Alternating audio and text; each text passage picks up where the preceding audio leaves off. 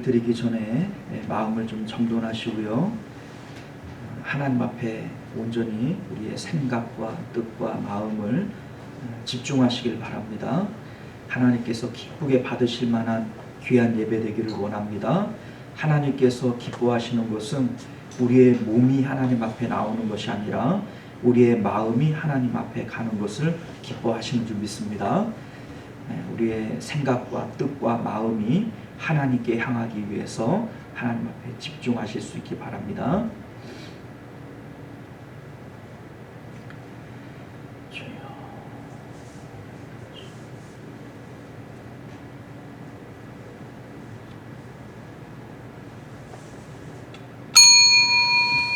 네, 지금으로부터 5월 셋째 주일 성령 강림 주일 오전 예배 우리 하나님 앞에 드리겠습니다. 다 같이 묵도하십니다.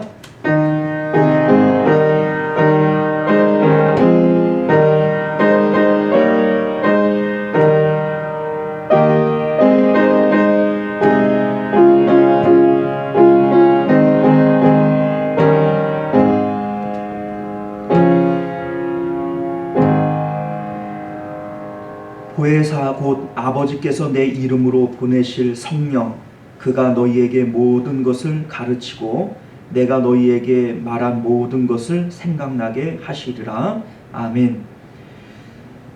존귀하시고 은혜로우신 우리 주 하나님, 오늘 우리가 성령 강림 주일을 맞아 하나님 앞에 예배드립니다. 성령 하나님께서 우리 예수님께서 하신 그 모든 말씀을 우리에게 가르치시고 또 생각나게 하시리라 말씀하셨는데, 주의 성령께서 이 시간 우리의 마음을 사로잡아 주옵시고, 그래서 하나님의 말씀을 분별하며 주께서 우리에게 주신 그 말씀들 기억하며 하나님 앞에 온전한 예배가 될 수 있도록 주의 성령께서 감동감화하여 주시옵소서. 오직 주의 성령께서 우리를 사로잡으심으로 우리의 마음이 하나님 앞으로 나아가기에 조금도 부족함 없도록 은혜를 베풀어 주시옵소서.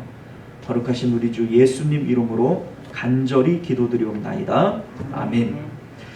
네, 우리 다 같이 찬송가 32장 함께 찬양하겠습니다. 만유의 주제 존귀하신 예수.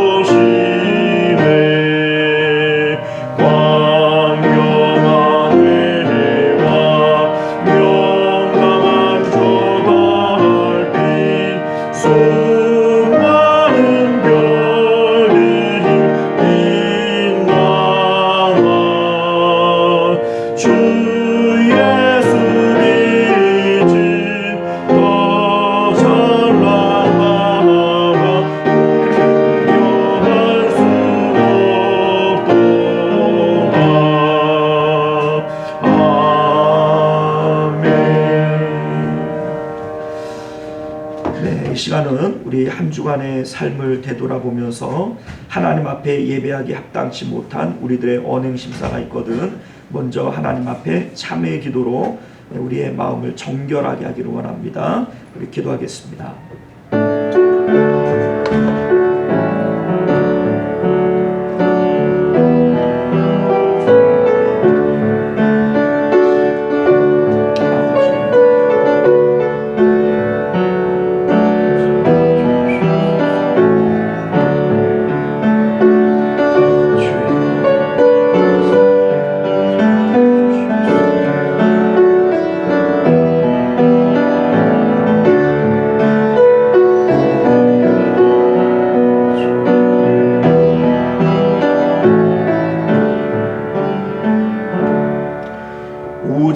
주께서는 너희를 대하여 오래 참으사 아무도 멸망하지 아니하고 다 회개하기에 이르기를 원하시느니라. 그러므로 사랑하는 자들아, 너희가 이것을 바라보나니 주 앞에서 점도 없고 흠도 없이 평강 가운데 나타나기를 힘쓰라. 아멘. 네, 우리 교동문 136번 성령 감림 두 번째 교동문 함께 교독하겠습니다. 그 후에 내가 영을 만민에게 부어주리니 너희 자녀들이 장래일을 말할 것이며 너희 늙은이는 꿈을 꾸며 너희 젊은이는 이상을 볼 것이며 그때 내가 또 여호와의 남는과를 보여줄 것이며 내가 이적을 하늘과 땅에 베풀리니 곧 피와 불과 연기 기둥이라.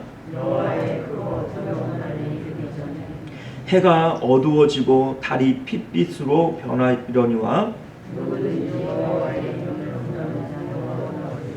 이는 나 여호와의 말대로 시온산과 예루살렘에서 피할 자가 있을 것이며 남은 자 중에 나 여호와의 부름을 받는 자가 있을 것입니다. 아멘. 네, 우리 사도신경으로 우리의 신앙을 하나님 앞에 고백하겠습니다. 전능하사 천지를 만드신 하나님 아버지를 내가 믿사오며 그 외아들 우리 주 예수 그리스도를 믿사오니 이는 성령으로 잉태하사 동정녀 마리아에게 나시고 본디오 빌라도에게 고난을 받으사 십자가에 못 박혀 죽으시고 장사한 지 사흘 만에 죽은 자 가운데서 다시 살아나시며 하늘에 오르사 전능하신 하나님 우편에 앉아 계시다가 저리로서 산자와 죽은 자를 심판하러 오시리라. 성령을 믿사오며 거룩한 공예와 성도가 서로 교통하는 것과 죄를 사하여 주시는 것과 몸이 다시 사는 것과 영원히 사는 것을 믿사옵나이다. 아멘. 네, 우리 찬송가 540장입니다.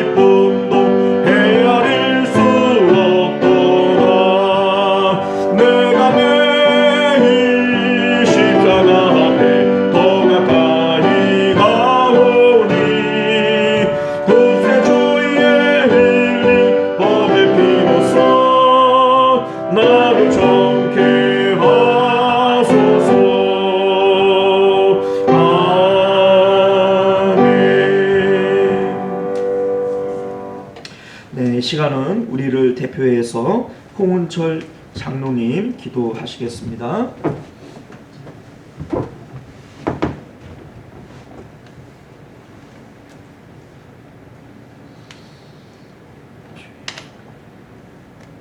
거룩하고 사랑이 많으신 하나님 아버지, 온 땅이 싱그럽고 파란 햇살이 따사로운 5월의 아침을 허락하신 주님의 권능과 아름다운 솜씨를 찬양합니다. 이 시간 성령 강림절을 기념하며 주님께 나와 예배드릴 수 있도록 인도하여 주신 은혜에 감사와 영광을 드립니다. 오순절 마가의 다락방에 강림하신 성령님, 연약한 저희들이 이 시간 간구하오니 모든 육체에 주의 영을 부어주시어 우리들의 자녀들이 예언하고 청년들이 환상을 보며 노인들이 꿈을 꾸는 충만한 역사가 일어나게 하옵소서. 낙심한 영혼들이 위로받고 치유되는 은총을 누리게 하옵소서. 특별히 오늘 성령 강림 주일을 맞이하여 세속과 죄악에 찌든 저의 심령이 성령의 능력으로 깨끗해지고 새 사람 되기를 원합니다. 믿음이 부족한 우리의 마음들이 뜨거운 성령의 열기로 가득 차기를 원합니다. 모든 형제가 성령으로 교제하며 성령의 뜨거운 음성을 듣고 기도가 불붙는 성도들 되게 하옵소서. 사랑의 하나님 아버지, 이 시간 시온성 교회를 위해 기도합니다. 우리 교회가 교제의 즐거움 속에서 서로 위하고 감싸주는 형제애가 넘쳐나게 하시고, 기도를 잊은 자에게는 기도에 불을 붙이는 교회, 찬양을 잃은 자에게는 찬양의 기쁨이 되살아나는 교회 되게 하옵소서.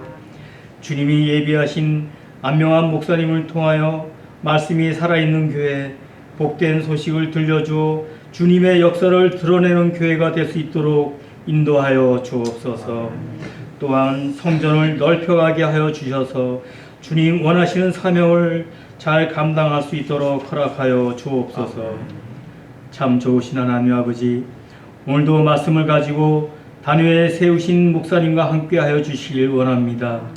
영육의 강건함을 늘 허락하여 주시고 말씀의 능력과 기도의 능력을 허락하여 주셔서 이 시대에 귀하게 쓰임받는 목회자로 세워 주옵소서. 오늘 선포하는 말씀에도 갑절의 영광을 허락하여 주셔서 말씀을 듣는 자마다 큰 은혜를 받게 하여 주옵소서. 전능하신 하나님 아버지, 오늘도 저희와 함께 예배 드리기 원하지만 여러가지 사정으로 나오지 못한 교우들이 있습니다. 먼저 구하옵기는 육체의 질병 때문에 병상에서 고통당하는 자들을 기억하여 주옵시며, 마음의 시험을 당해 나오지 못한 자 있사오면 속히 믿음을 회복케 하여 주셔서 하나님의 크신 사랑을 알 수 있도록 도와주옵소서. 사랑과 은혜가 충만하신 하나님, 주님의 몸된 교회를 위하여 기도와 물질 그리고 봉사로 충성하는 일꾼들을 기억하여 주옵소서. 저들의 수고를 통해서 우리 교회가 성령으로 충만해지고 주님의 아름다운 열매가 알알이 맺혀지는 기쁨의 역사가 있게 하옵소서. 예배의 시종을 주님께 맡기오며 이 모든 말씀 우리 주 예수 그리스도의 이름으로 간절히 기도드립나이다. 아멘.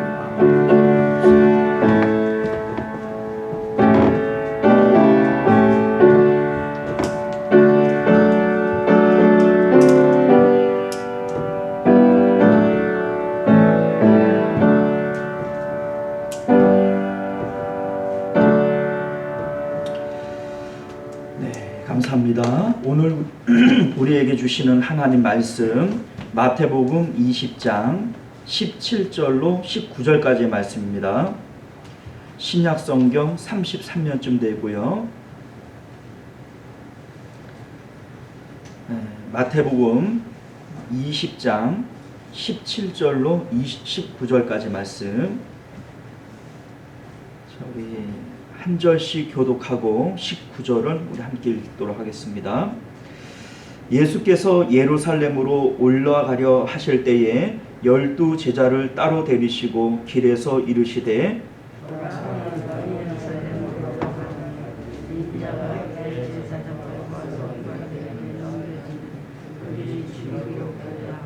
자, 함께 했습니다. 이방인들에게 넘겨주어 그를 조롱하며 채찍질하며 십자가에 못 박게 할 것이나 제3일에 살아나리라. 아멘. 네, 우리 잠깐 기도하도록 합니다. 존귀하시고 내려오신 우리 주 하나님, 이제 예배하던 중 이제 주의 말씀을 받을 시간입니다. 우리의 마음을 성령께서 감동 감하여 주셔서 주님의 말씀을 깨닫는 지혜로움을 허락하여 주옵시고, 이 말씀을 들음에서 그치는 것이 아니라 하나님의 말씀을 우리의 삶 가운데 지켜 행함으로 하나님의 말씀이 온전히 우리 가운데 능력으로 나타나도록 은혜 베풀어 주옵소서. 거룩하신 우리 주 예수님 이름으로 간절히 기도드리옵나이다. 아멘. 네, 사랑하는 성도 여러분, 참 반갑습니다. 오늘도 여러분들과 함께 예배드리며 하나님의 말씀을 나눌 수 있어서 참 행복하고, 또 이러한 은혜를 허락하신 하나님 앞에 진심으로 감사드립니다.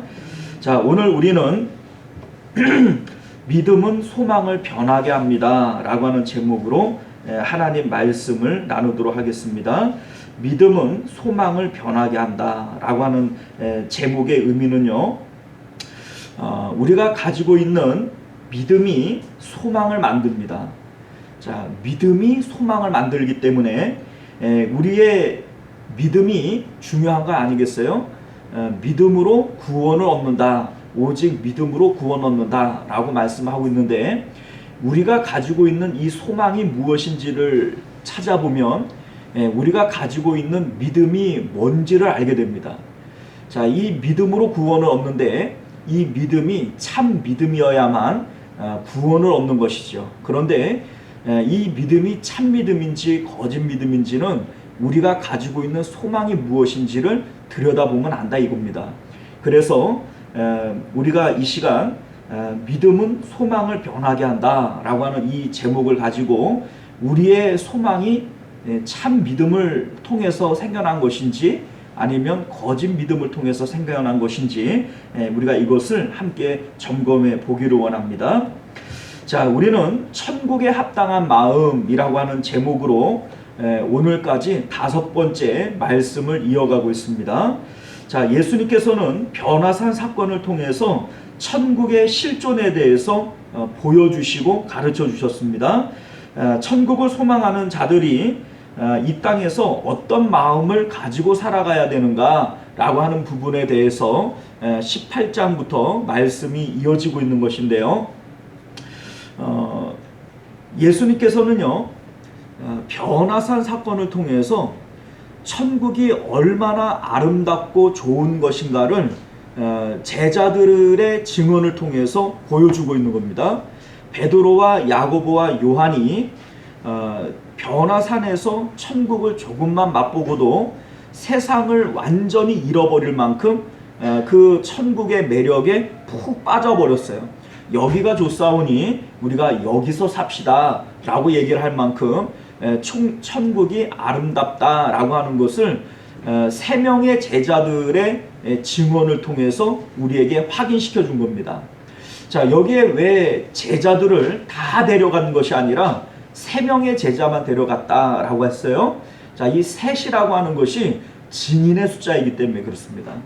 2-3 사람의 증인의 입으로 증언하게 해라.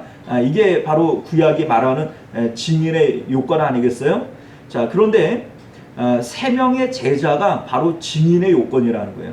그래서 많은 제자들이 있지만 이 3명만을 데려간 것이고, 이 3명의 제자들을 통해서 천국이 실존하고 있고 또 그 천국은 참 좋은 곳이다 라고 하는 것을 우리에게 가르쳐 주는 것이죠. 자, 그런데 다음에 18장부터 이어지는 말씀의 내용들을 보면 예수님께서는 계속해서 이러면 천국에 못 들어간다, 저러면 천국에 못 들어간다, 천국 못 들어가는 얘기만 계속하고 있어요. 너희가 돌이켜 어린아이와 같이 되어지지 아니하면 결단코 천국에 뭐 한다고요? 못 들어간대요. 자, 또 부자는 천국에 들어가기가 낙타가 바늘기로 들어가는 것만큼이나 뭐 하다고요? 자, 낙타가 바늘기로 들어가요, 못 들어가요? 자, 그러니까 이것도 역시 천국 못 들어간다는 얘기예요. 너희가 7번씩 70번이라도 너희 형제를 용서할 마음이 없으면 하늘에 계신 너희 아버지께서도 너희의 죄를 용서하지 않으리라 이렇게 말씀하셔요. 자, 그러면 죄를 용서함 받지 못한 사람은 하나님 나라 갑니까? 못 갑니까? 자, 그러니까 이 얘기도 결국은 천국 못 들어간다는 얘기 아니겠어요? 자, 그러니까 어떻게 보면 우리는 이 말씀을 볼 때에 참 예수님 치사하다 이런 생각이 들게 돼요.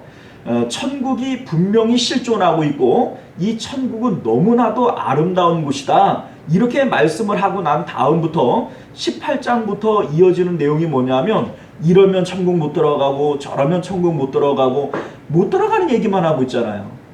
자, 그러니까 천국 좋다 이렇게 보여주고 너희는 이제 못 들어갈 거야 이렇게 하는 것처럼 보여지기도 하고 아주 치사한 느낌이 들기도 하고 예, 그렇지 않습니까? 자, 그런데 예수님께서 여기에서 지금 말씀하고 있는 것은 천국에 합당한 사람들의 마음의 상태에 대해서 말씀하고 있는 거예요. 못 들어간다라고 하는 내용이 아니라 이런 마음의 상태가 되어질 때 천국에 합당한 사람의 마음이 되어진다라고 하는 것을 우리에게 가르쳐주고 있는 것입니다. 자, 여러분들 예수님께서는 천국의 위치에 대해서 두 가지로 말씀하셨어요. 우리가 여러 번 말씀드렸습니다만 천국은 이 땅에서만 있는 것이, 그러니까 하늘에서만 있는 것이 아니라 이 땅 위에서도 천국은 이루어집니다. 자, 예수님께서 내가 너희를 위하여 거처를 예비하러 가노니 가서 너희를 위하여 거처를 예비하면 내가 다시 와서 너희를 내게로 영접하여 나 있는 곳에 너희도 있게 하겠다 이렇게 말씀하실 때 여기서 말하는 이 천국의 위치는 어디죠? 하늘이죠. 내가 너희를 위해서 거처 예비하러 간다. 그리고 거처 다 예비하면 너희에게로 와서 너희를 나 있는 곳으로 데려가겠다. 자, 여기에서 말씀하시는 이 천국은 저 하늘에 있는 천국을 얘기하는 거예요. 자, 그런데 예수님께서 하나님 나라를 또 한 곳에 있다고 말씀하시는데 누가복음 17장 20절 이하를 보면 하나님 나라는 볼 수 있게 임하는 것이 아니요 또 여기 있다 저기 있다고도 못하리니 하나님의 나라는 너희 안에 있느니라. 자, 여기 너희 안에는 어디를 얘기하는 거예요? 그렇죠. 우리 마음 안에 천국을 얘기하는 거예요. 자, 그러면 우리가 이렇게 질문해 봤어요. 어떤 천국이 진짜 천국이냐? 저 하늘에 있는 천국이 진짜일까요? 우리 마음에 있는 천국이 진짜일까요? 네, 이 둘 다 같은 천국이에요. 천국이라고 하는 뜻이 하나님께서 왕이 되시고 그 왕이 거하는 곳이 바로 하나님 나라 천국이란 말이죠. 그러니까 하나님이 두 분이시지 않는 한 천국은 둘일 수가 없는 겁니다. 주 하나님 모신 곳 그 어디나 하늘나라잖아요. 그런데 그 하나님께서 한 분이시라면 천국도 결코 한 곳일 수밖에 없지 두 곳일 수 없다는 거예요. 자, 그러니까 우리 마음의 천국과 저 하늘의 천국은 본질적으로 하나이지 둘일 수 없다는 얘기입니다. 그러면 이것이 우리에게 무엇을 가르쳐 주느냐? 우리 마음 안에 천국을 이루지 못하는 자들은 저 하늘에 있는 천국에 들어갈 수 있어요? 못 들어갑니다.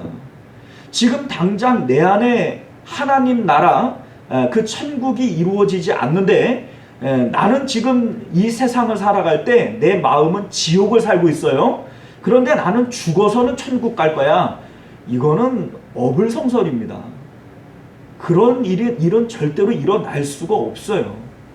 예수님께서는 분명히 천국을 두 곳으로 얘기하지 않고 두 군데의 천국을 하나로 얘기를 하셨는데 우리 마음의 천국을 이루지 못하는 자가 나중에 죽어서는 하늘 천국을 들어간다. 이럴 수가 있겠어요? 그럴 수가 없겠죠. 자, 그렇기 때문에 예수님께서는 지금 이 땅 가운데에서 우리 마음의 상태, 천국에 합당한 마음의 상태를 말씀해 주심으로써 이러한 마음이 있는 자들이 결국 하나님 나라 천국에 들어갈 것이다 라고 하는 것을 우리에게 말씀해 주고 있는 거예요. 자, 그런데 사실 이 말씀을 듣는 제자들은 그러한 천국에 합당한 마음의 상태를 가지고 있었느냐? 아닙니다. 안 가지고 있었어요. 자, 이것이 우리에게 상당히 소망을 주지 않습니까? 큰일 날 뻔했네, 그죠? 우리는 천국에 못 들어간다 그래서 정말로 못 들어가는 줄 알았더니 예수님의 제자들도 절대로 이런 마음을 가지고 있지 않았어요. 자, 우리가 그것을 어떻게 알게 되냐면 예수님께서 이러한 천국에 합당한 마음의 상태에 대해서 말씀하실 때 제자들은 이것을 깨닫지조차 못했습니다.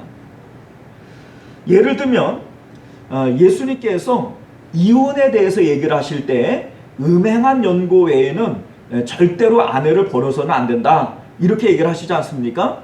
자, 그런데 우리는 음행한 연고, 그러면 음행하면 버리면 되겠구나 이렇게 생각할 수 있겠습니다만 당시 이 말씀을 듣는 제자들은 그렇게 안 받아들였어요. 자, 왜 그러냐면 음행한 연고는 이스라엘 사람들에게 있어서 이혼 사유예요? 아니면 죽을 수 있는 죽음의 사유예요? 예, 음행하면 돌로 쳐 죽이라 그랬어요. 그러니까 이 말씀을 우리가 다시 한번 생각해 보면 음행한 연고 외에 이 얘기는 죽기 전에는 이혼하지 못한다 이 얘기잖아요. 그러니까 제자들이 뭐라고 얘기를 하냐면 만약에 그렇다면 차라리 결혼하지 않고 혼자 사는 게 낫겠습니다. 이런 얘기를 하지 않습니까? 자, 그러니까 예수님께서는 지금 이혼을 통해서 천국에 합당한 마음의 상태를 설명하는 건데 제자들은 그 말씀의 저희를 깨닫고 있어요? 못 깨닫고 있어요? 전혀 못 깨닫고 있는 거예요. 자, 또 우리가 생각해 보면요, 용서에 대해서도 말씀하실 때 예수님께서는 용서해 주는 사람의 어떤 마음의 상태, 천국에 합당한 마음의 상태에 대해서 말씀하고 있는 건데 제자들은 숫자적으로 접근합니다. 베드로가 예수님께 이렇게 질문하잖아요. 예수님, 내가 형제를 몇 번이나 용서해 줄까요? 한 7번쯤 해주면 될까요? 이렇게 얘기를 하지 않습니까? 자, 예수님께서는 마음에 대해서 얘기를 하시는데 제자들은 숫자로 얘기하고 있어요. 그러니까 예수님의 뜻, 말씀의 뜻을 이해하고 있는 거예요? 못하고 있는 거예요? 자, 못하고 있는 거예요. 자, 부자는 천국에 못 들어간다 이런 말씀을 하실 때에도 제자들이 깜짝 놀라면서 막 항의를 하잖아요. 그러면 누가 들어갈 수 있습니까? 자, 그런데 여러분들 생각을 해보면 제자들 중에는 부자가 있어요, 없어요? 있어요? 예수님의 제자들 중에는 부자 없어요. 예수님의 제자들 중에 부자 있었다면 예수님께서 금전적으로 어려움을 당할 필요가 없었겠죠. 그렇지 않아요? 그런데 예수님의 제자들은 하나같이 어부 출신, 세리 출신 다 이런 사람들이에요. 그러니까 사실은 부자가 없음에도 불구하고 부자가 천국에 못 들어간다 이런 얘기를 하면 제자들은 좋아해야 되는 거 아니에요? 그러면 우리는 들어가겠구나 이런 생각을 가져야 되는데 제자들은 오히려 깜짝 놀라며 그러면 누가 들어갑니까? 자기들은 부자도 아니면서. 자, 이 얘기는 다시 말해서 제자들의 마음속에는 지금은 부자가 아니지만 장차 부자 되고 싶은 마음이 있어요, 없어요? 있어요. 있는 거예요. 지금은 부자 아니지만 나중에는 내가 부자 되려고 하고 부자가 될 건데 그러면 부자가 천국에 못 들어간다면 우리는 그럼 어떡하냐 이런 마음을 갖고 있는 거죠. 자, 그러니까 예수님께서는 부자가 천국에 들어가지 못한다라고 하는 말씀을 통해서 천국에 합당한 마음의 상태를 얘기하려고 하는 건데 제자들은 물리적인 부자에 대해서 생각하고 이것을 상당히 두려워하면서 받아들인다는 거예요. 그러면 제자들은 예수님의 말씀의 뜻을 이해한 거예요? 못한 거예요? 못한 거예요. 자, 우리가 이런 것들을 살펴보면 당시 제자들도 예수님의 말씀이 뭔 줄도 몰랐고 뭔 줄을 모르기 때문에 이러한 마음의 상태를 갖지도 못했던 거예요. 그러면 이들은 천국에 못 들어간다는 얘기입니까? 그러면 제자들은 천국에 못 들어갔습니까? 아니에요.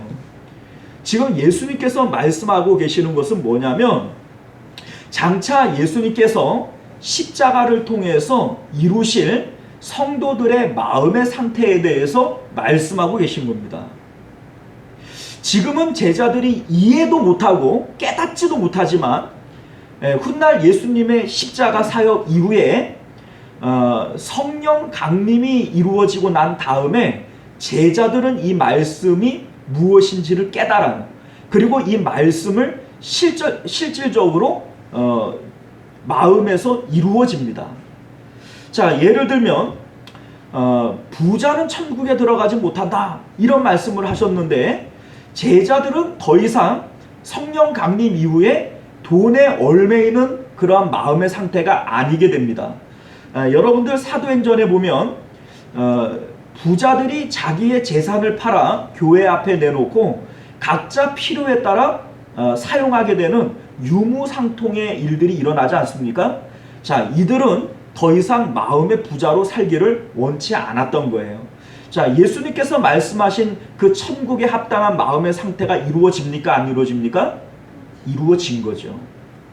자, 또 7번씩 70번까지라도 용서하는 마음의 상태가 되어져야 된다 이런 말씀을 하셨는데 우리가 알다시피 스데반 집사님은 자신의 생명을 돌을 던져서 빼앗는 우리가 말하면 원수 아닙니까? 내 목숨을 끊어내는 사람들 나 뭐 잘못한 게 없는데 나를 향해서 돌을 던져서 내 생명을 끊는 사람들 이거 원수잖아요. 그런데 그 원수들을 향하여 스데반 집사님이 어떻게 하죠? 용서를 구합니다. 진심으로 용서를 구해요. 저들의 죄를 용서해 주십시오. 자기들이 하는 일이 뭔 줄을 모르기 때문입니다. 뭐 이렇게 기도를 하시죠. 자, 이 스데반 집사님에게서 예수님께서 말씀하신 7번씩 70번까지라도 용서해 주는 마음의 상태가 이루어집니까? 안 이루어집니까? 지금 이루어지고 있는 거예요. 자, 제자들은요 더 이상 두려움이 없어요. 그 예수님이 돌아가실 때 두려워서 예수님을 부인하고 예수님을 저주했던 그 제자들이 솔로몬 행각에 나가서 담대히 복음을 외쳐요. 그리고 그러한 일들 때문에 공회원들이 제자들을 잡아다가 매를 때립니다.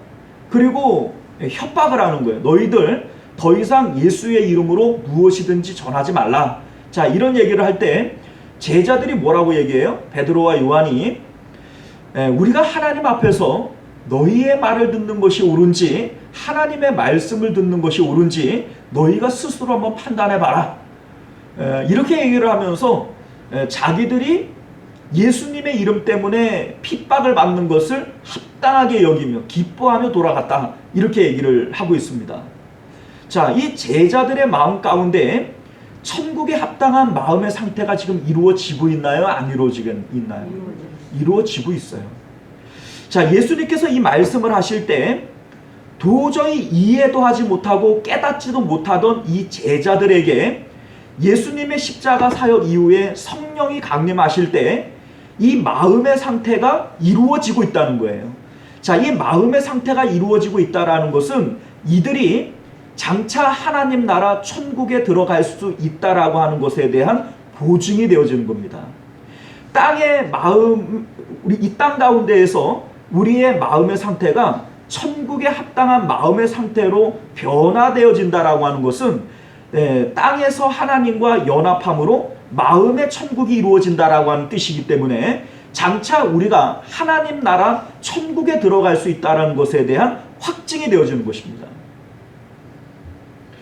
자, 그래서 자, 우리가 지금까지 살펴보았던 이러한 말씀의 내용들은 천국에 합당한 마음의 상태에 대해서 지금 예수님께서 말씀하고 계신 거예요.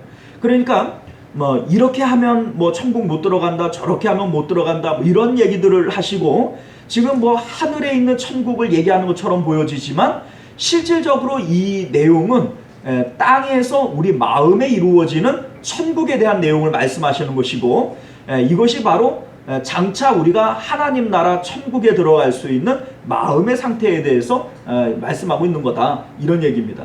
자, 오늘 우리가 함께 살펴보는 이 내용도 천국에 합당한 마음 5번째 내용이고요. 그리고 우리가 제목을 말씀드렸습니다만 믿음은 소망을 변하게 합니다 라고 하는 제목의 말씀입니다. 자, 오늘 함께 읽은 본문의 말씀은 예수님께서 세 번째 순환을 예고하시는 내용이에요. 자, 그리고 17절 위에를 보면 작은 소제목으로 이렇게 되어져 있잖아요. 죽음과 부활을 세 번째로 이르시다. 자, 죽음과 부활을 세 번째로 이르시다. 자, 죽음과 부활이라고 하는 것은 예수님의 순환에 대한 내용이고, 그 순환에 대한 내용을 이미 앞에서 2번 했어요, 안 했어요? 했다는 얘기예요. 그리고 여기서 하는 얘기는 세 번째 예고다, 이 얘기입니다. 자, 어디서 이 순환을 예고를 하셨냐면, 첫 번째는 16장에서 가이사랴 빌립보 지방에서 예수님께서 제자들에게 물으십니다. 너희는 인자를 누구라고 생각하느냐? 베드로가 나서서 얘기해요. 주는 그리스도시요 살아계신 하나님의 아들이십니다. 이렇게 말씀하시죠. 자, 이때에 예수님께서 비로소 자신이 대제사장과 서기관들에게 고난을 받고 십자가에 죽으시고 제3일에 살아나야 하리라 하시는 이 말씀을 첫 번째로 하십니다. 자, 두 번째는 어디서 말씀하시냐면 그 다음 장이 17장 22절에 보면 예수님께서 변화산에 올라갔다가 내려오셨을 때 귀신 들려서 간질하는 자를 제자들에게 데려왔으나 제자들이 못 고쳐요. 자, 예수님께서 그 제자들을 꾸짖으시고 그 간질하는 자를 고쳐주신 이후에 이 순환에 대한 내용을 두 번째로 또 말씀하세요. 십자가에 대한 내용을 거기서 또 말씀하신다는 거예요. 자, 그리고 세 번째가 오늘 말씀 우리 20장에서 지금 주시는 말씀인데, 자, 여러분들 예수님께서는 왜 내용상으로는 동일하거든요. 예수님께서 대제사장과 서기관들에게 고난받으시고 그들에게 이제 팔려서 십자가에 못 박혀 죽으시고 제3일에 살아나야 하리라. 내용적으로는 16장이나 17장이나 20장에 나오는 내용들이 똑같은 비슷한 구절들이에요. 자, 그러면 예수님께서는 왜 똑같은 내용을 세 번이나 말씀하신 걸까?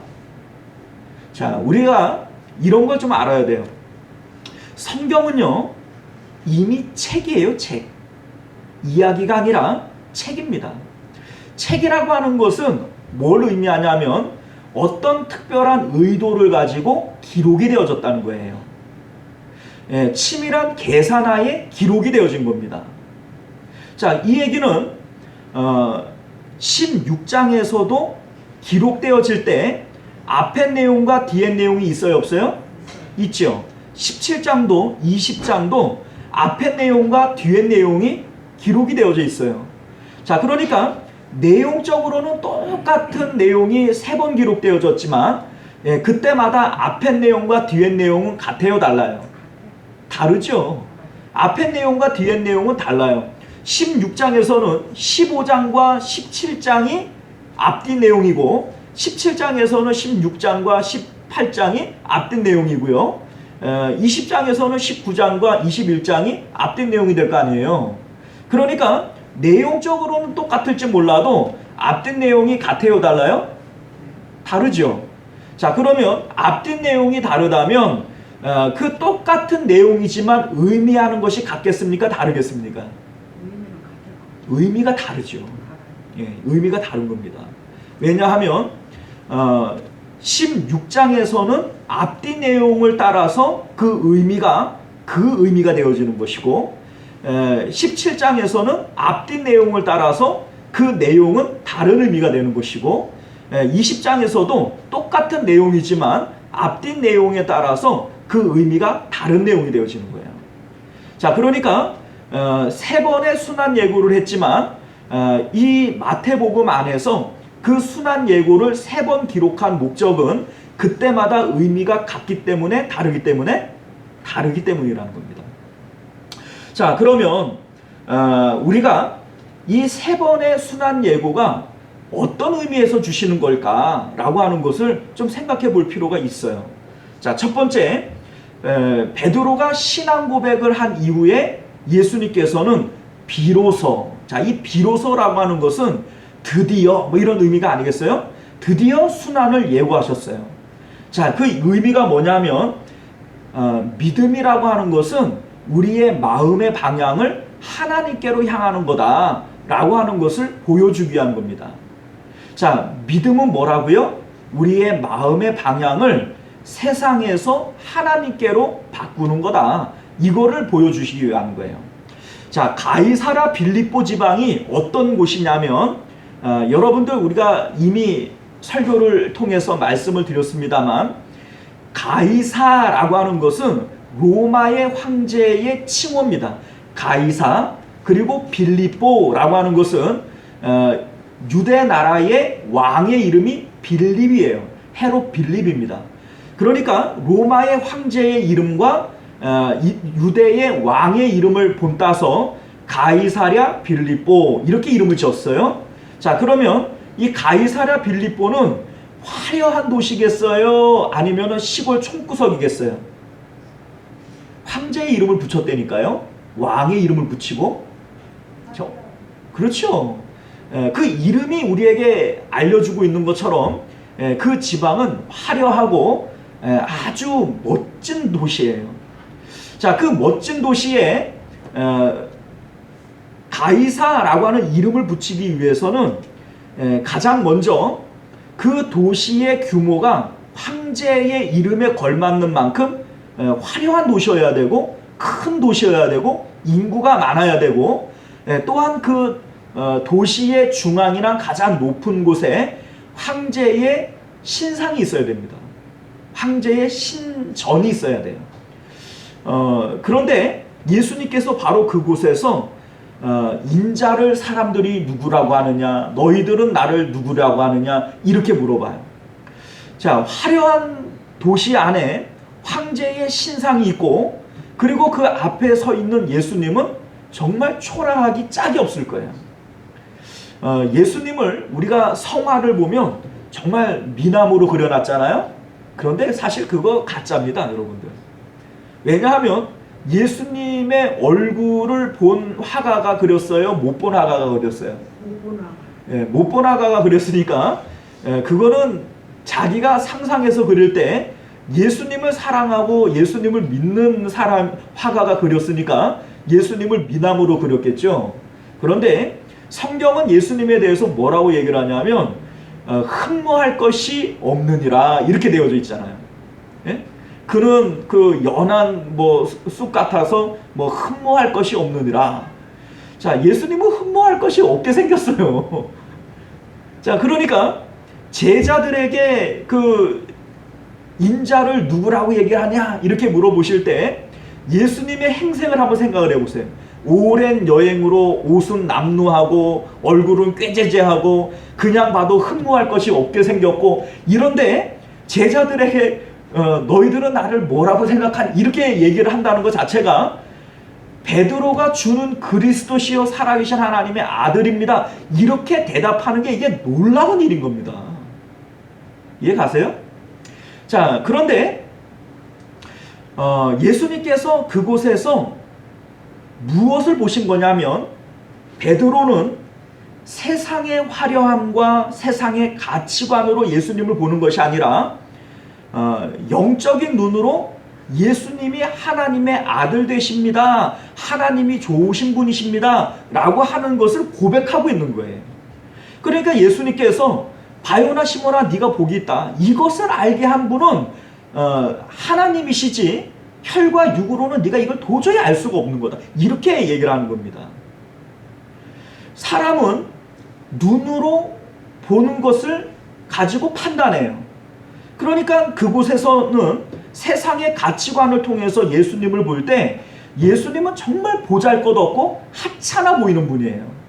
그런데 그곳에서 예수님을 하나님의 아들이시고 그리스도로 고백했다라고 하는 것은 이제 그에게 영적인 눈이 열려서 세상이 아닌 하나님을 볼 수 있는 눈이 열려졌다라는 겁니다. 이것을 믿음이라고 보시는 거예요. 믿음이 뭐냐면 우리의 마음의 방향이 세상의 헛됨을 보고 이제 마음이 하나님께로 향할 수 있는 길이 열린 거, 이게 바로 믿음이라는 겁니다. 거기에서 예수님께서 십자가 사역에 대해서 말씀하시는 이유가 뭡니까?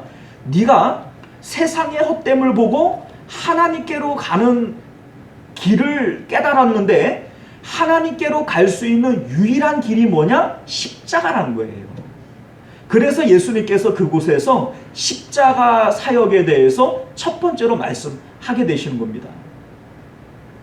자, 두 번째, 예수님께서 순환 예고를 하신 곳이 어디냐면 변화산에서 내려오셨어요. 변화산은 천국을 목격한 거 아닙니까? 그곳에서 내려왔더니 제자들이 귀신 들려 간질하는 자를 놓고 막 기도를 해요.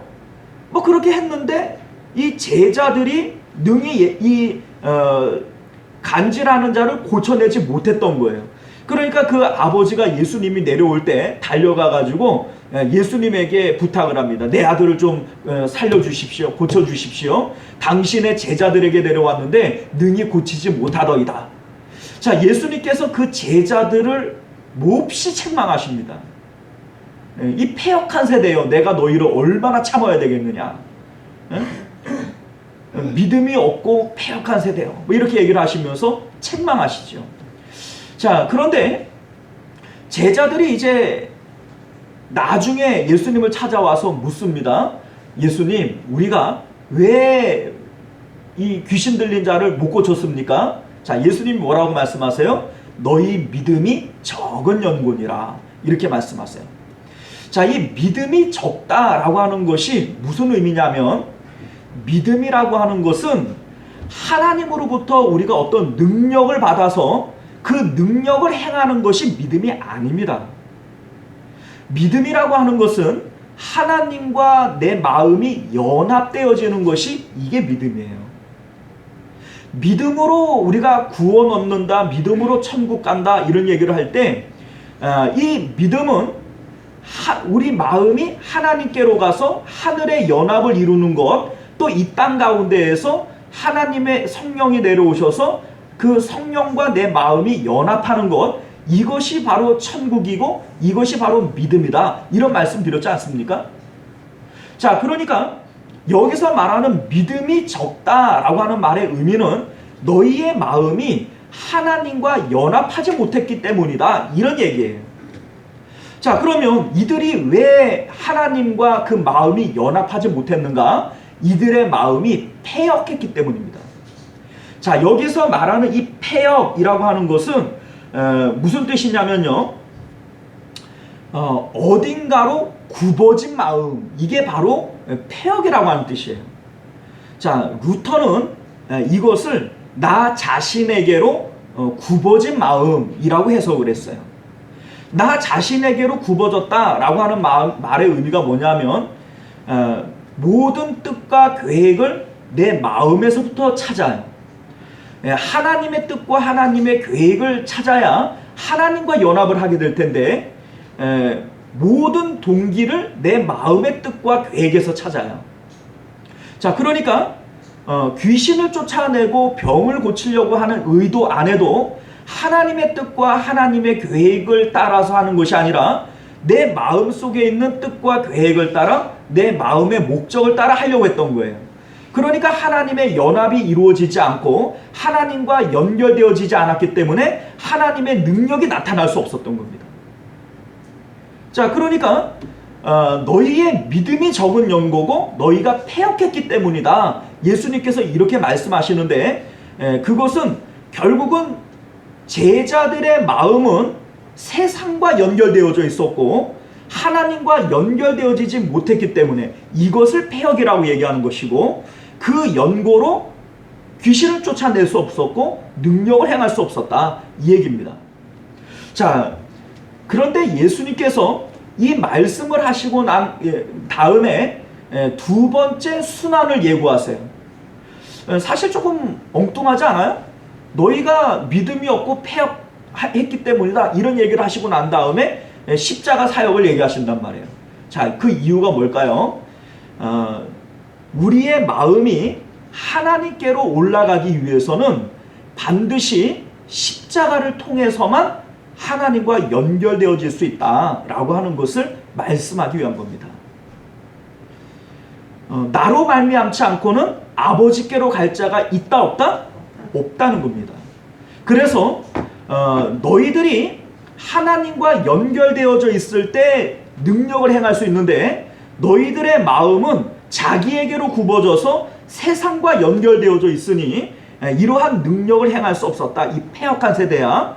이렇게 말씀하시면서 십자가 사역을 얘기하신 것은 십자가를 통해서만 너희들의 마음이 세상이 아닌 하나님께로 보내질 수 있고 하나님과 연합할 수 있다라고 하는 것을 언급하기 위해서 두 번째 순환을 예고하신 거라는 말이에요. 자, 그러면 오늘 세 번째 순환을 예고하신 이 내용은 무엇을 우리에게 말씀하시는 걸까? 우리가 이것을 함께 찾아보기를 원합니다. 자, 이 세 번째 순환 예고는요, 우리의 소망이 십자가를 통해서 바뀌어질 수 있습니다 라고 하는 것을 설명하기 위한 거예요. 자, 부자 청년에 대한 사건과 그와 연결되어진 포도원 품꾼의 비유 말씀이 끝나고 난 다음에 세 번째 순환 예고를 하셨어요. 자, 그러니까 지금 이 세 번째 순환 예고는 그 19장에 나오는 부자 청년에 대한 사건과 또 우리 20장 앞절에서 살펴보았던 포도원 품꾼의 비유와 연결되어지는 내용이라는 겁니다. 자, 이게 어떻게 연결되어지는가? 자, 이런 거예요. 예수님께서는요, 부자 청년에 대한 내용을 말씀하시고 난 다음에 19장 마지막 절에서 이렇게 말씀하세요. 먼저 된 자가 나중될 것이다. 그렇죠? 자, 그리고 이어지는 포도원 품꾼에 대한 비유를 하실 때 그 품꾼의 비유의 마지막에 예수님께서 16절에서 뭐라고 말씀하세요? 나중된 자가 먼저 될 것이다, 이런 말씀을 하세요. 자, 그러니까 앞에 나오는 부자 청년에 대한 사건과 포도원 품꾼에 대한 비유는 연결되어지는 내용일까요? 전혀 관계가 없는 내용일까요? 이건 두 개가 연결되어지는 사건입니다. 자, 그렇기 때문에 각각 마지막에 먼저 된 자가 나중되고 나중된 자가 먼저 된다, 이렇게 교차적인 내용을 말씀하고 있는 거예요. 두 사건은 다른 내용이 아니라 하나의 사건입니다. 자, 다만 앞에 나오는 이 부자 청년에게 있어서는 먼저 된 자가 나중된다, 먼저가 먼저 나와요. 자, 이 먼저가 먼저 나오는 이유가 뭐냐면 부자 청년은 세상의 가치관 경쟁에서 먼저 된 자, 이긴 자예요.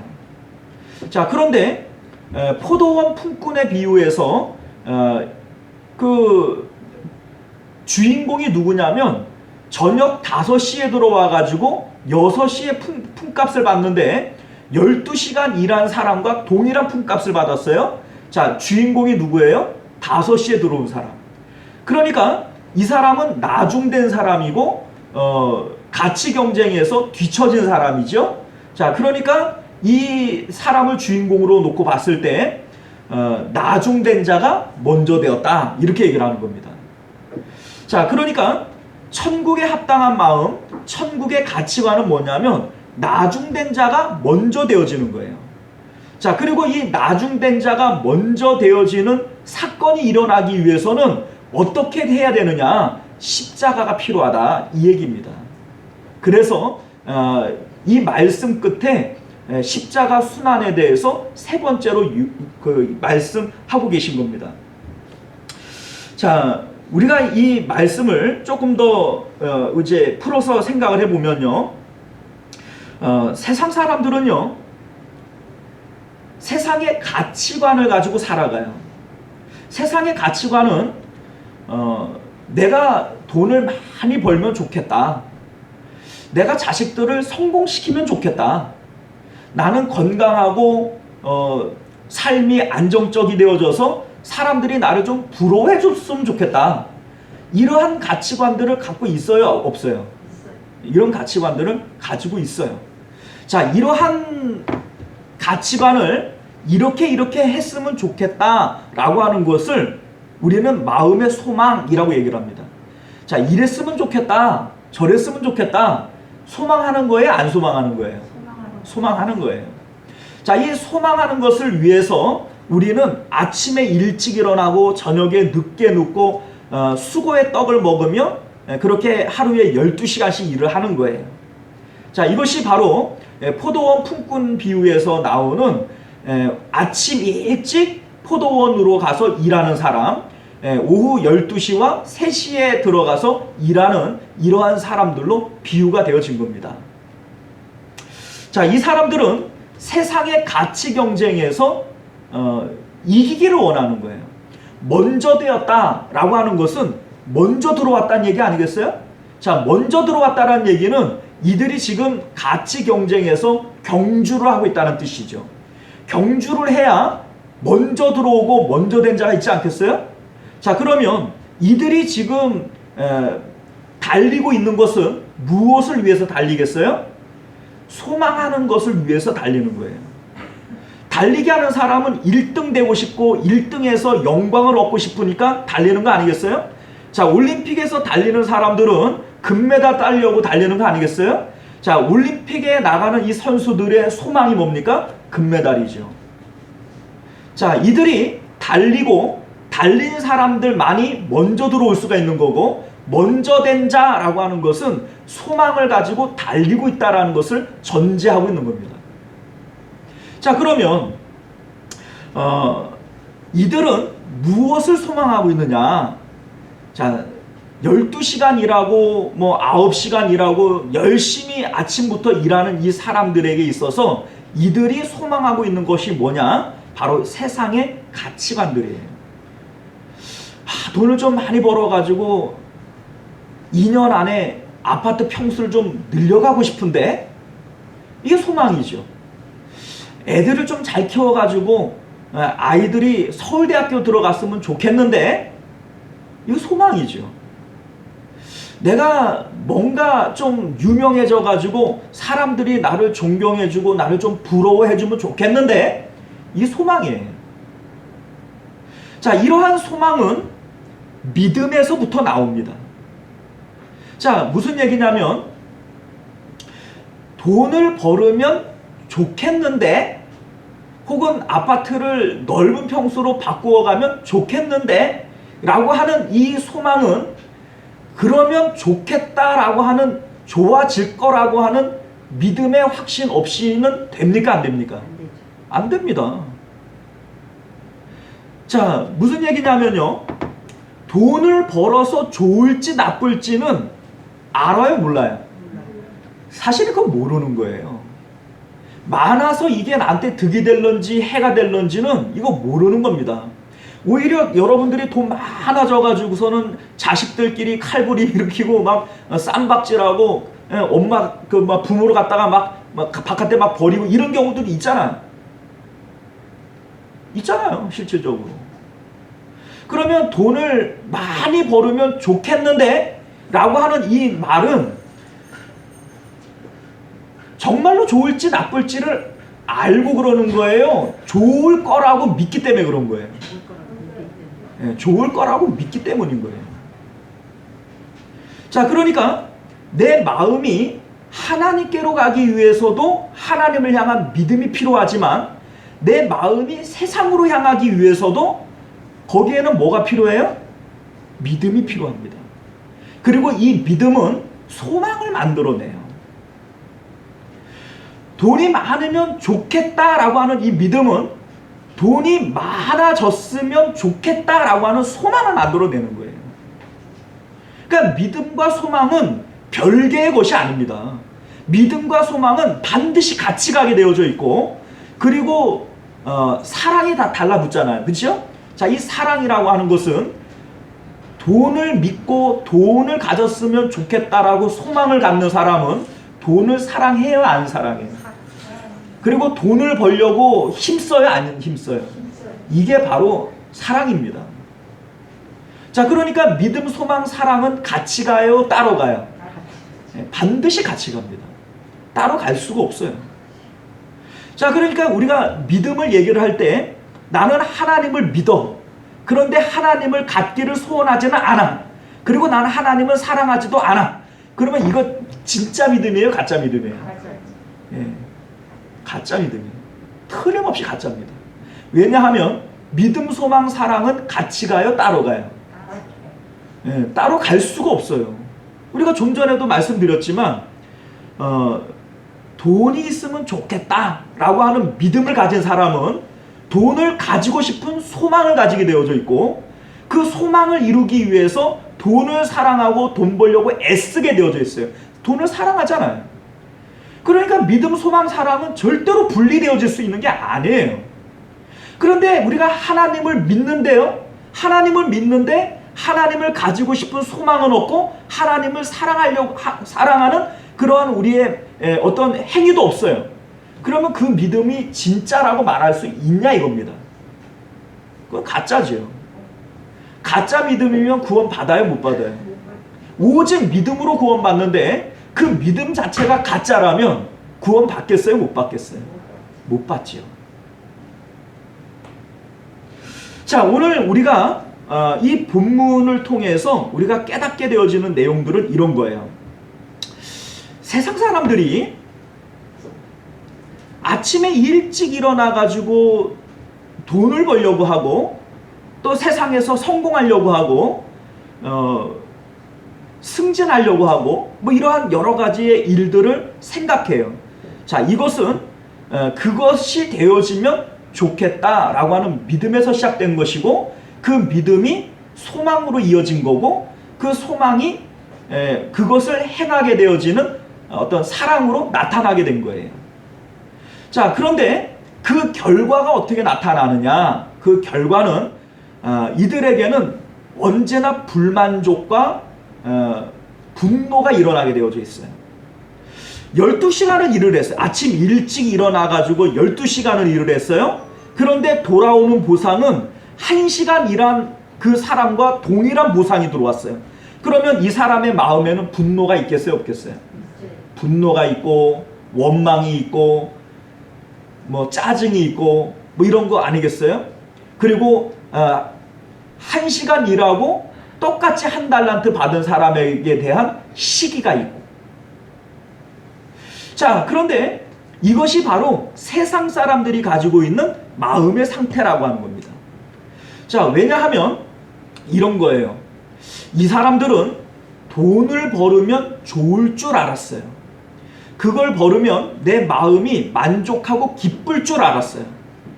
그래서 열심히 돈을 벌었거든요. 그런데 그 돈이 정말로 그 사람에게 만족과 기쁨을 주었느냐? 아니에요. 그걸 주지 못했던 거예요. 자, 그걸 우리가 어떻게 알게 되냐면, 여러분들 우리가 한때 그 사회를 시끄럽게 했던 그 일이 있었죠. 갑질 사건. 뭐 이렇게 얘기해도 될런지 모르겠지만 그 한진그룹 일가 그 모녀가 일으켰던 갑질 사건 우리가 기억하지 않습니까? 뭐 그 외에도 뭐 갑질 사건들이 워낙 많죠. 그러니까 한때 유행어가 갑질하냐 이런 내용 아니겠어요? 갑질. 옛날에는 갑질이라고 하는 용어 자체를 우리가 몰랐잖아요. 그런데 한때 계속해서 우리가 갑질 뭐 이런 얘기가 한때 유행어처럼 돌았지 않습니까? 자, 이 갑질이라고 하는 게 뭡니까? 소위 한진그룹이라고 얘기할 것 같으면 우리나라에서 재계 서열 몇 번째 가는 대기업이에요. 그러니까 사람들이 부러워해요, 안 부러워해요? 부러워해요. 야, 저 사람 같이만 되어지면 참 좋겠다, 이런 생각을 갖게 된단 말이죠. 그런데 땅콩이 내 마음에 안 든다고 막 신경질을 부리고 뭐 그 사람한테 땅콩을 집어던지고 뭐 비행기를 돌리고 막 자기 안에 있는 분노를 참아내지를 못하는 거예요. 그 뭐 어머니 같은 경우에도 보니까 어디에서 무슨 그 공사를 하는데 자기 마음에 안 들게 된가 봐요. 그러니까 설계도를 가지고 앞에 있는 그 남자를 막 때리면서 막 그 물을 갖다 끼얹으면서 그렇게 막 화를 내는데 그게 누군가 휴대폰에 찍어가지고 그게 TV 뉴스에 나온 거예요. 와, 저렇게까지 할 필요가 있나 싶을 정도로 그래서 갑질이라고 하는 게 나왔잖아요. 근데 여러분들 보세요. 우리는 돈이 많으면 행복할 것 같고 만족할 것 같고 기뻐할 것 같아요. 그런데 그 돈을 많이 가진 그들에게 그런 기쁨과 만족이 있어요, 없어요? 없어요. 처음에 없던 사람이 돈을 벌면요 기뻐요. 그런데 이 기쁨이 오래 갑니까? 아니면 잠깐 갑니까? 잠깐 가요. 오래 안 갑니다. 자, 이 사람들이 정말로 마음에 기쁨과 만족이 있다면 이들은 누구에게나 넉넉하고 후회해야 돼요. 자, 여러분들 기쁜 일이 생겼어요. 경사가 생겼어요. 그러면 여러분들 누가 시키지도 않는데 떡 만들어서 돌려요, 안 돌려요? 그거 왜 돌려요? 내 마음에 기쁨이 있고 넉넉한 마음이 있으니까 이거를 다른 사람들에게 막 전해주고 싶고 나눠주고 싶은 거예요. 이게 사람의 마음이거든요. 그런데 지금 부자인 이 사람들의 마음에는 넉넉함이 있어요? 아니면은 어떤 불만족과 짜증이 있어요? 그러니까 여러분들 돈 가지고 사람이 행복할 수 있는 게 아닙니다. 이들의 마음은 지금 넉넉한 상태가 아니라 메말라 있는 상태인 거예요. 돈을 가지면 행복할 줄 알았는데 돈을 가졌음에도 불구하고 메말라 있는 거예요. 자, 그러면 왜 이러한 일들이 일어날까? 사람의 마음은요, 처음부터 하나님이 들어오시기 위해서 만들어진 하나님 크기로 되어져 있어요. 그러니까 이 세상에 어떤 것으로도 내 마음을 채울 수가 없지요. 돈을 집어넣는다고 그게 차겠습니까?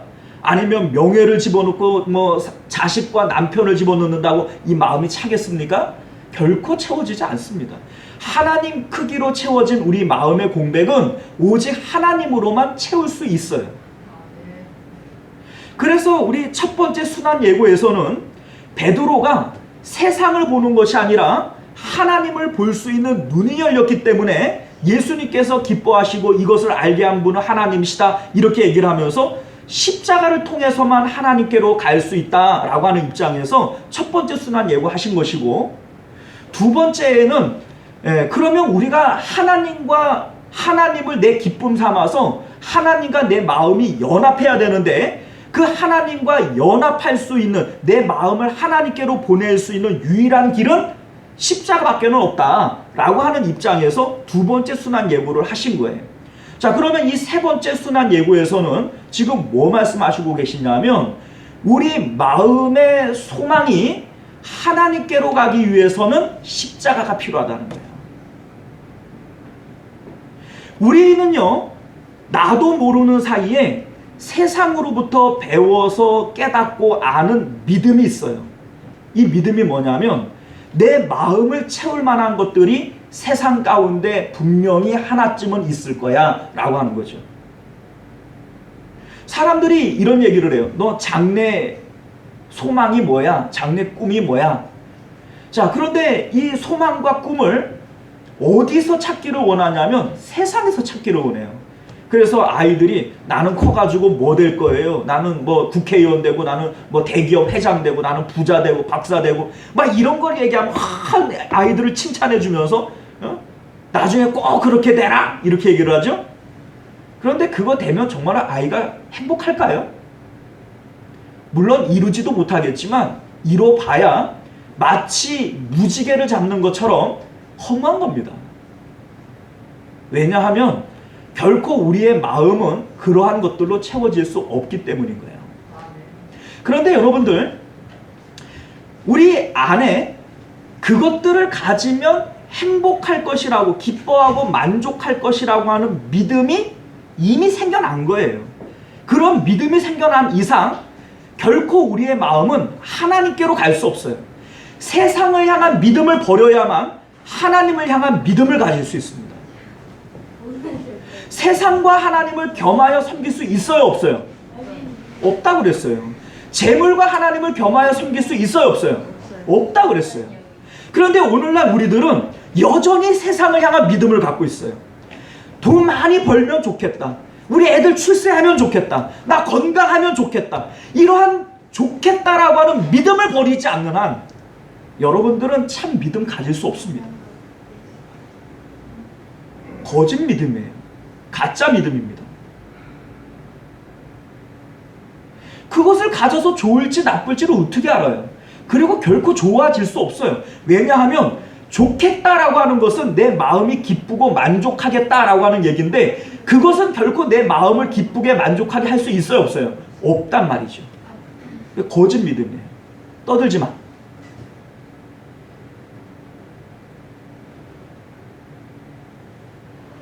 우리가 세상을 향한 믿음을 버리지 않는 한 하나님을 향한 믿음을 가질 수 없어요. 그래서 예수님께서 세 번째 순환 예고를 하신 겁니다. 우리의 마음이 세상에 대하여 죽었습니다 라고 하는 것을 고백하는 것이 십자가 사역이에요.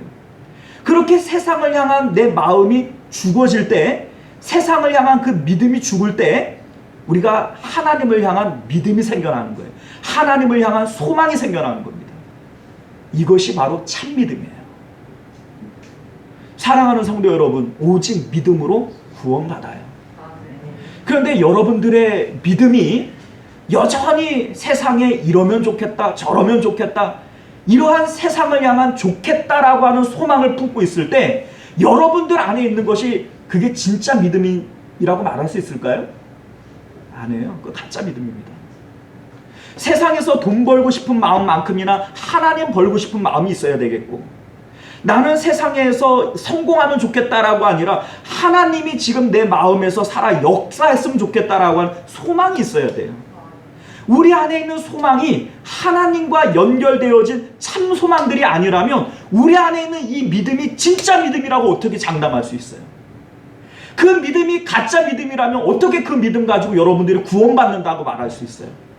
오직 믿음으로 구원받는 건데. 여러분들 안에 있는 소망이 무엇인지를 들여다보세요. 여러분들이 기도하고 있는 기도의 내용이 뭔지를 들여다보세요. 기도가 뭐예요? 기도는 내가 바라는 바, 내가 소원하는 것 하나님 앞에 이루어달라고 간구하는 거 아니에요? 그런데 그 기도의 내용들이 손 다 세상의 것들이에요. 하나님 돈 벌게 해주세요. 하나님 성공하게 해주세요. 건강하게 해주세요. 자식도 잘 되게 해주세요. 내 마음의 소원들은 다 세상에 있는데, 그런데 나중에 죽어서는 천국 간다는 거야. 그리고 나는 믿음이 있다는 거지. 이런 거짓말이 어디 있어요, 그래? 그렇지 않습니까? 논리적으로 말이 안 되는 거예요. 믿음을 통해서 소망을 갖게 되는데 내 마음에는 세상을 향한 믿음은 있지만 하나님 향한 믿음은 없는데, 내가 소원하는 것들은 다 세상에 있고 하나님을 향한 소원은 없는데, 그게 어떻게 믿음이고 그게 어떻게 소망입니까? 그 믿음으로 어떻게 구원받고 그 믿음으로 어떻게 여러분들이 천국 가겠다고 얘기를 해요? 예수님께서 지금 순환 예고를 하시는 이유가 뭐냐면, 십자가를 통해서만 우리가 세상의 믿음과 소망을 끊어낼 수 있고 우리의 마음이 하나님께로 갈 수 있습니다 라고 하는 것을 우리에게 말씀하고 있는 겁니다. 사랑하는 성도 여러분, 오늘 이 말씀을 통해서 다시 한번 십자가 바라보시기를 바라요. 구약 시대에는 제사를 통해서 소나 양이 죽는 그 죽음을 통해서 내 마음이 세상에 대하여 죽었습니다 라고 고백하며 그 마음이 하나님께로 피하는 거예요. 우리 신약 시대에는 예수 그리스도를 어린 양 삼아서 그 죽음이 내 죽음입니다 라고 고백함으로써 세상을 향한 내 믿음과 소망을 끊어내고 그 마음이 하나님께로 갈 수 있는 거예요. 이게 바로 복음입니다. 이게 바로 예수님께서 말씀하신 십자가 사역이에요. 우리가 오늘 이 말씀 다시 한번 기억하시며 십자가를 통해서 온전한 믿음과 소망을 가질 수 있는 저와 여러분들 되시기를 바랍니다. 기도하겠습니다. 존귀하시고 은혜로우신 우리 주 하나님 감사합니다. 오늘 우리 주님께서는 십자가를 통해서 우리의 마음이 세상에 대하여 죽고 하나님께로 올라갈 수 있음을 우리에게 보여주셨습니다. 우리는 예수님을 믿습니다, 이렇게 말은 하지만 실질적으로는 세상의 가치관을 믿고 세상을 향한 소망을 품고 살아가는 그러한 자들이었음을 고백드립니다. 이것은 참 믿음도 참 소망도 아닙니다.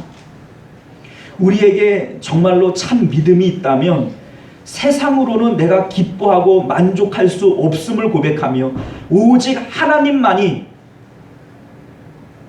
나에게 기쁨과 만족을 주는 내 마음 채움의 대상임을 믿는 것, 그래서 하나님을 소원하는 것, 이것이 참 믿음이요 참 소망인 것을 깨닫게 하여 주옵소서. 이 믿음과 소망이 없는 자, 이 사랑이 없는 자에게 구원은 무슨 구원이 있겠습니까? 천국에 합당한 마음을 우리에게 주사 이 땅 가운데서도 천국을 이루며 살게 하시고 장차 하나님 나라 그 천국을 맛보는 저희들 되게 하여 주시옵소서. 거룩하신 우리 주 예수님 이름으로 간절히 기도드리옵나이다. 아멘. 자, 우리 찬송가 211장 1절 찬양 드리시면서 우리 드려진 예물 하나님 앞에 봉헌하도록 하겠습니다.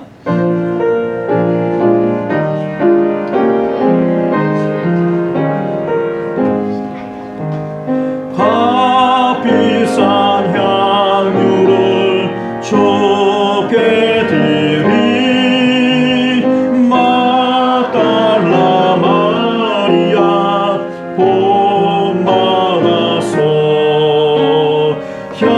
향기로운 산지를 주님께 바치리 사랑의 주 내 주님께 아멘.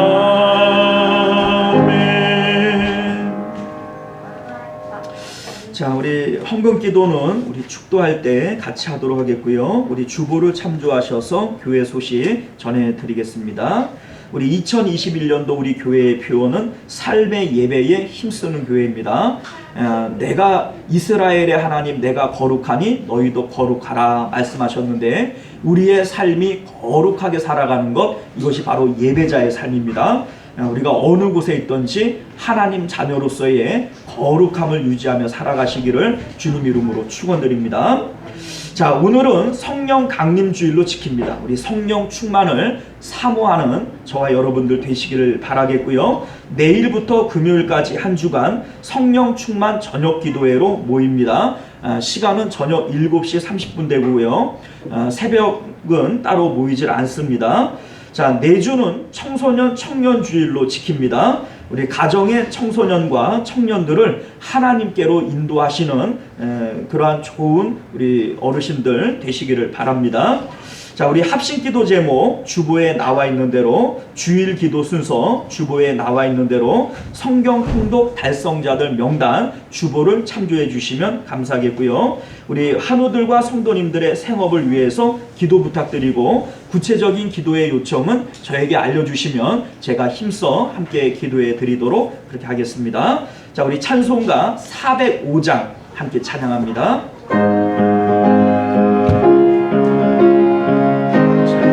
치면서 한번 찬양할까요? 주의 친절한 발에 안기세 우리 마음이 편안하리니 항상 기쁘고 복이 되겠네 영원하신 발에 안기 아멘. 주의 발에 계신 발에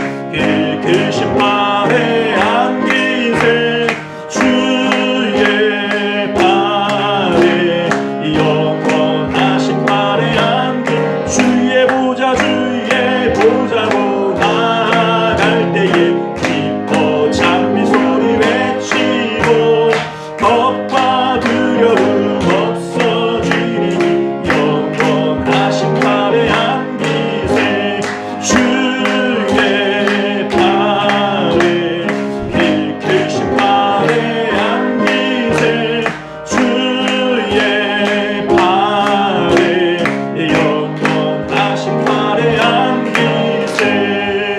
할렐루야. 자, 기도합니다. 존귀하시고 은혜로우신 우리 주 하나님, 우리가 주님 앞에 나올 때에 하나님 사랑하는 마음으로 또 주님 기쁘시게 하기 위한 마음으로 하나님 앞에 믿음으로 예물 드렸습니다. 우리 하나님, 이 예물 드린 손길들마다 하나님께서 기억하여 주시고 하늘의 신령한 것과 땅의 기름진 은혜와 복으로 채워 주시옵소서. 하나님께서는 즐겨 드리는 자를 기뻐하신다 말씀하셨는데, 하나님께서 물질을 좋아하시는 것이 아니라 우리의 마음을 기뻐하시는 것인 줄로 믿습니다. 하나님, 인색한 마음이 아니라 늘 드리고도 부족한 마음으로 하나님 사랑하고 하나님 아끼는 저희들 되게 하여 주셔서 금도 내 것이요 은도 내 것이라 하셨던 우리 주님께서 정말로 기뻐하시는 자들에게 이 모든 것들을 더하시지 않겠습니까? 우리 하나님, 주님의 더하심을 경험하는 저희들 되게 하여 주시옵소서. 거룩하신 우리 주 예수님 이름으로 간절히 기도드리오며, 지금은 우리 주 예수 그리스도의 은혜와 만극하신 하나님 아버지의 사랑하심과 내주하시는 성령 하나님의 인도 보호하심이 세상을 향한 믿음과 소망을 끊어내고 오직 하나님을 향한 믿음과 소망으로 덧립기를 원하는 우리 모든 성도님들과 그들의 가정과 자녀들과 생업 가운데, 그리고 우리 시온성교회와 만국교회 가운데 지금으로부터 영원토록 함께 있을지어다. 아멘.